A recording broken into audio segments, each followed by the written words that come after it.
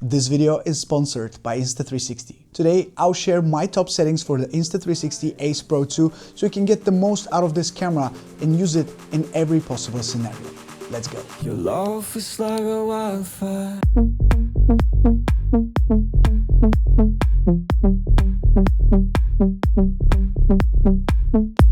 A force I can't contain, it takes me high. I'm lost in the heat, consumed by your side. Your love is like a wildfire, like a wildfire, wildfire, like a wildfire, like a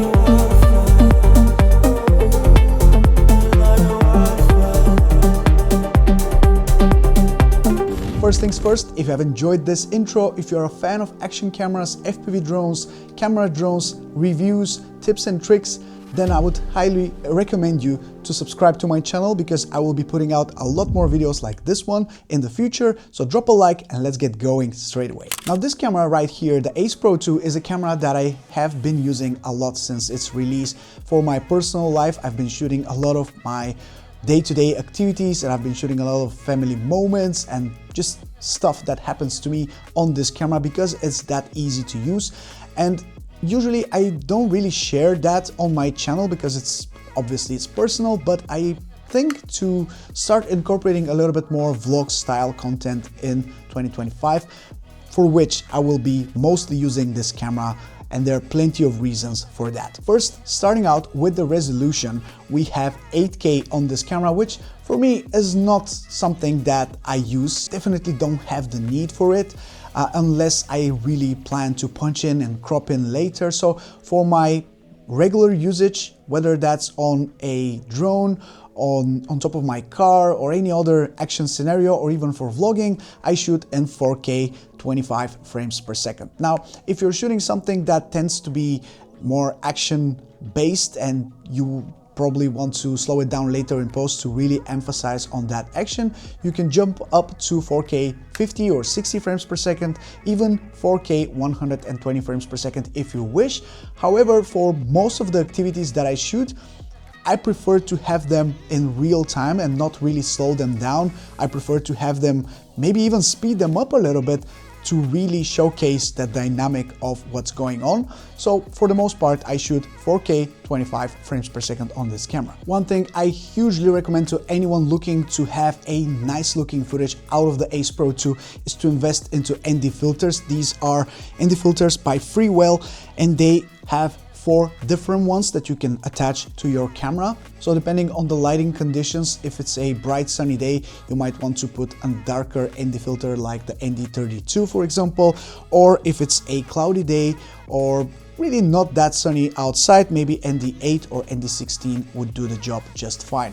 However, Freewell ND filters, highly recommended for the Ace Pro 2. They attach super easily to the camera. They're not magnetic, but they just fit perfectly well. They don't fall out. I've been trying to see if they will fall out by doing some crazy stuff with my FPV drone. They don't, which is great. Now, in terms of color profiles on this camera, we have so many different ones that it's a little bit overwhelming. So for my personal needs, if it's a vlog type of content that I plan to shoot, I would probably stick to normal color profile, just the standard one, or maybe Leica standard, which of course this camera is in a collaboration with Leica, so it has the Leica colors built in. We have different Leica profiles, a Leica standard or Leica vivid. For me, the Leica standard is a great color profile that you can slap on this camera on your footage, and you shouldn't really think about color grading it afterwards, which is a great thing if you are on the go, if you are rushing with your content, maybe if you're uploading daily vlogs, or you just want to not have to deal with color grading later in post. Like a standard color profile is great, and it will give you some vibrant, punchy colors without the need for anything else afterwards. However, I still like to color grade my footage. You guys know me, so for that purpose, if I want to color grade my footage, I will probably stick this into flat color profile, which is also great. And then you'll have the chance to color grade your footage, add your own little touch, little flavor to your footage, and really adjust the colors and balance them yourself in post. And if you will really want to go deep, you can use eye lock, which I actually didn't know that is that good. I thought that I really wouldn't like it, but I think it's a great color profile. It's just that this camera shoots in 8-bit, so it doesn't retain as much color information and color depth when compared to other cameras that shoot 10-bit. So for that, having such a flat color profile like eye lock is not really ideal. You can't really push the colors that much without breaking them, but still you can get some great results. I just don't feel the need to use eye lock on this camera, but if you want to experiment, feel free to use it. Insta360 has a great LUT to quickly transform eye lock to Rec 709, and then you can color grade your footage on your own and add your little flavor to it yourself. Now, one thing I really like about this camera is the microphone and the audio that you can get from it. Because the Insta360 Ace Pro 2 has a built-in wind muff, even in windy conditions like today, you can still hear me perfectly fine with the wind reduction feature turned on, and I don't have any external microphone. All the audio that you're hearing is straight out of the camera, and that's a real time saver sometimes when you don't have to set up an additional microphone. Sometimes a feature that could be handy is the digital zoom. I normally never use it, but right now I will. Now you will see why. There are two horses just led here to eat some grass and be free, I guess.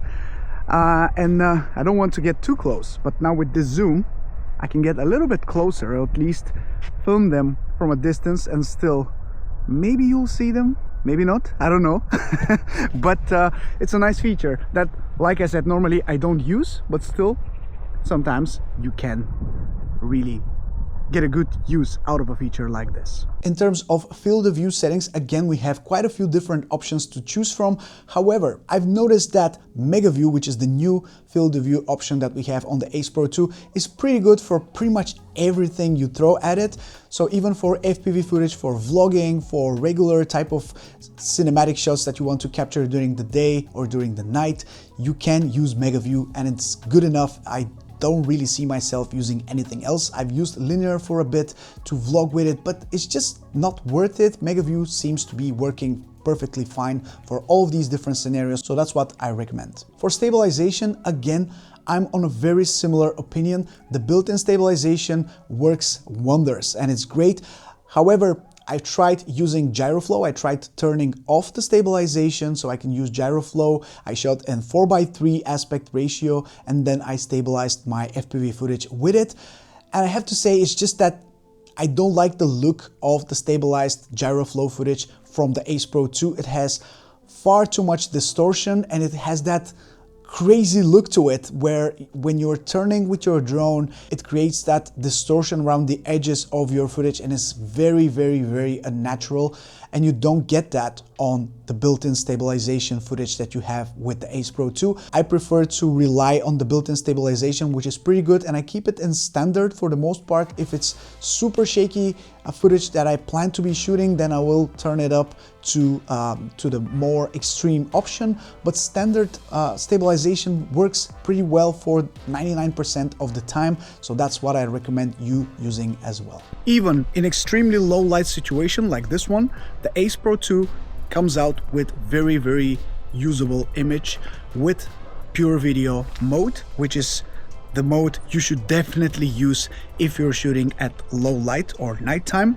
Now I have just one main light here. You can see the sky behind me. It's still very visible.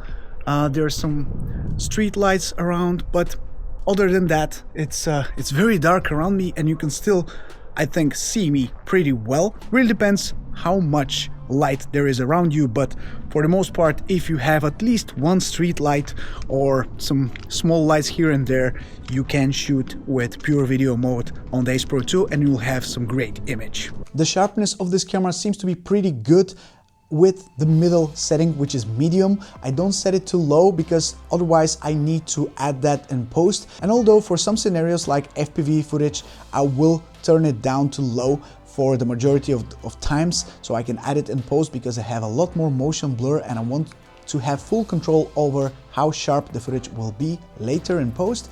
In other scenarios where I just rely on the camera's brain to decide for me, medium seems to be the good middle ground, which gives me punchy, nice footage that is sharp enough and it's not too sharp. It doesn't have that digital feel to it, so I prefer to leave it in medium.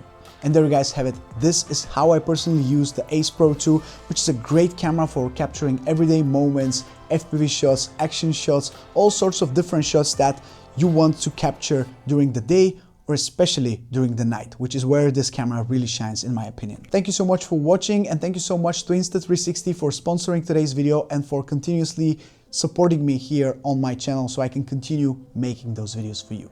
This is Mike from Drone Supremacy. Take care everyone, never stop flying, and I'll catch you in the next one. Ciao.